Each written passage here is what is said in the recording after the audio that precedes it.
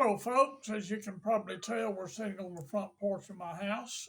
So if you hear road noise, don't think anything about it. Our children playing, yes, my neighbor's kids. I want to talk today about a couple of things that's been on my mind the last few weeks, a few days to talk about actually.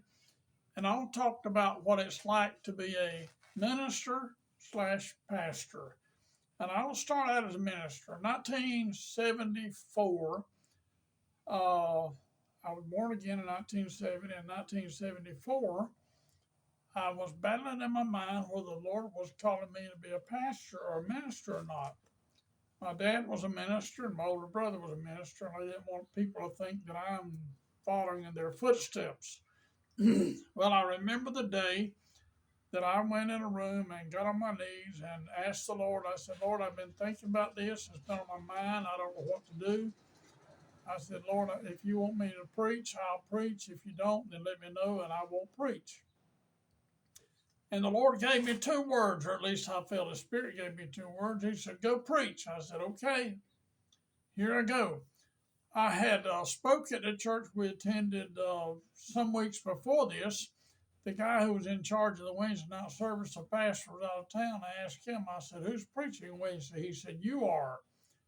I said, I'm serious. He said, I am too. I said, well, okay, I'll give it my best. So I got up and I had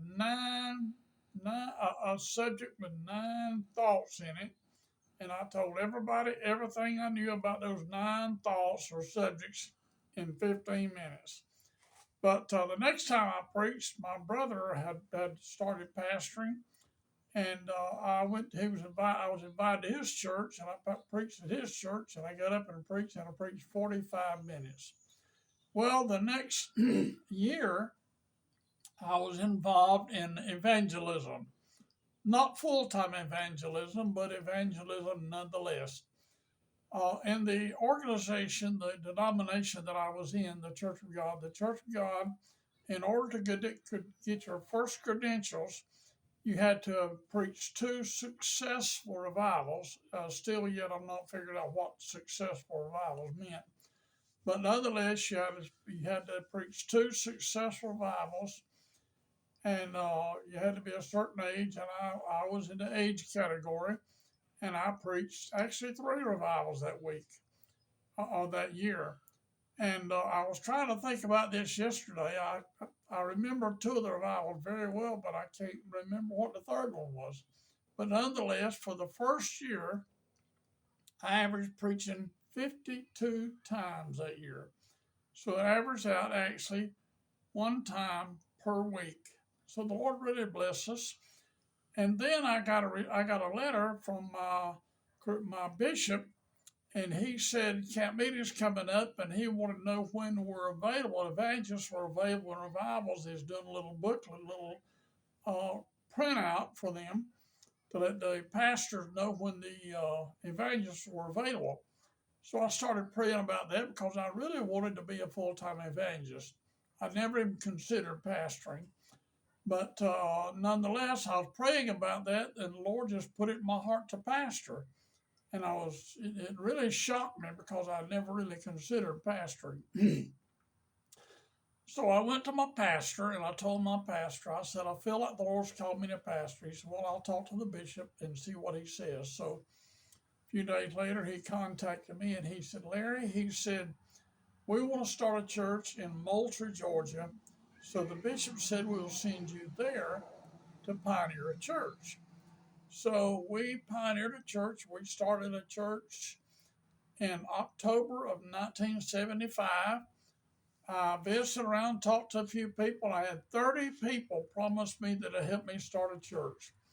And when I started that church, one person out of that 30 people that promised me to help me showed up. One person, and that was a relative of mine, and she was the most aggravating member that I pastored. But nonetheless, we got to go, and the church state offered us or provided for us a mobile chapel, a 12 by 60 mobile home. That most of it was an auditorium and just one room, which was a bathroom, and we used that. And we got started, and we was in that mobile chapel for probably a year and a half, something like that, and we bought some property. And one of the officials at the Church of God said that that was the best deal. They, in 2 years, they had started 50 churches in Georgia, North and South Georgia. And he said that was the best deal they had found on property in 50 years all over the state of Georgia. But anyway, we got started. And I'll tell you more about this the next time we're around, but I'm going to come to a close at this particular meeting, this video, I mean. I got to talk about church, I got to think about meetings. But anyway, I would like for you, if you would please, this will really help us if you do this. If you'd like, subscribe, and share this video, that would really, really help. Especially if you'd subscribe, because if you subscribe, then that lets you know the next video. You get a notice the next video that's available. So let's say a little prayer. By the way, if you're asking what the cap for, the cap is to cover up my naked head. Now I know I'm in South Georgia, and in South Georgia it's not naked, it's naked, but I thought I'd be a little more proper and say naked head.